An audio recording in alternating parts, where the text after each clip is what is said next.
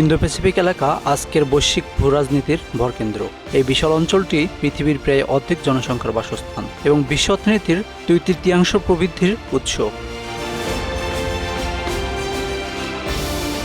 এই অঞ্চল এখন শুধুমাত্র অর্থনৈতিক কারণে নয়, বরং মার্কিন যুক্তরাষ্ট্র এবং চীনের মধ্যে ক্রমবর্ধমান প্রতিদ্বন্দ্বিতার কারণে আন্তর্জাতিক রাজনীতির মঞ্চে আলোচনার কেন্দ্রবিন্দুতে। মার্কিন যুক্তরাষ্ট্র 2021 সালে ইন্দো প্যাসিফিক স্ট্র্যাটেজি ঘোষণা করে। বলা হচ্ছে এই কৌশলের মূল উদ্দেশ্য হলো একটি নিরাপদ এবং অংশগ্রহণমূলক এবং স্বাধীন ইন্দো প্যাসিফিক গড়ে তোলা। তবে এখানে লক্ষণীয় বিষয় হলো এই কৌশলে চীনকে কোনোভাবেই অন্তর্ভুক্ত করা হয়নি, বরং চীনকে এই অঞ্চলের স্থিতিশীলতার জন্য একটি বড় হুমকি হিসেবে তুলে ধরা হয়েছে। যুক্তরাষ্ট্রের ইলিনয় স্টেট ইউনিভার্সিটির অধ্যাপক আলী রিয়াজের মতে ইন্দো প্যাসিফিক অঞ্চলে মার্কিন আগ্রহের প্রধান কারণ হল নিরাপত্তা। চীন যদি এই অঞ্চলে তার আধিপত্য বিস্তার করতে পারে, তাহলে সমুদ্রকেন্দ্রিক বাণিজ্যের উপর তার নিয়ন্ত্রণ প্রতিষ্ঠা হবে, যা যুক্তরাষ্ট্রের বাণিজ্য নিরাপত্তাকে বিঘ্নিত করতে পারে।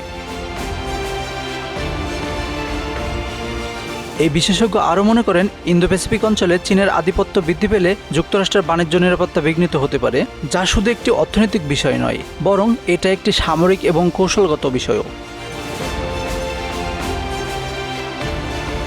মার্কিন যুক্তরাষ্ট্রের ইন্দো প্যাসিফিক স্ট্র্যাটেজি চীনের প্রতি একটি সরাসরি চ্যালেঞ্জ। চীন বলছে এই স্ট্র্যাটেজির মাধ্যমে যুক্তরাষ্ট্র এবং তার পশ্চিমা মিত্ররা চীনকে সামরিকভাবে ঘিরে ফেলতে যাচ্ছে।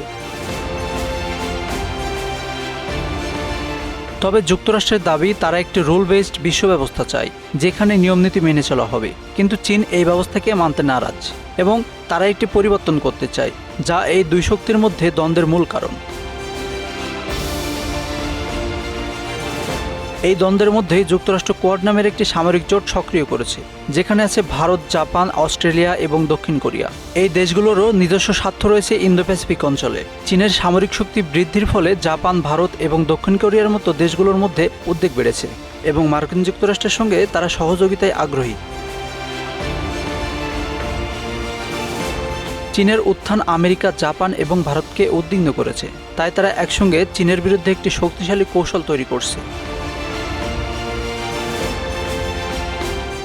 শেষ পর্যন্ত ইন্দো প্যাসিফিক অঞ্চলে চীন এবং মার্কিন যুক্তরাষ্ট্রের দ্বন্দ্ব কোন দিকে গড়ায় তা নির্ধারণ করবে ভবিষ্যৎ বৈশ্বিক ক্ষমতার ভারসাম্য। তবে এতটুকু নিশ্চিত যে এই অঞ্চলের উপর আধিপত্য প্রতিষ্ঠার লড়াই ক্রমশ তীব্রতর হচ্ছে।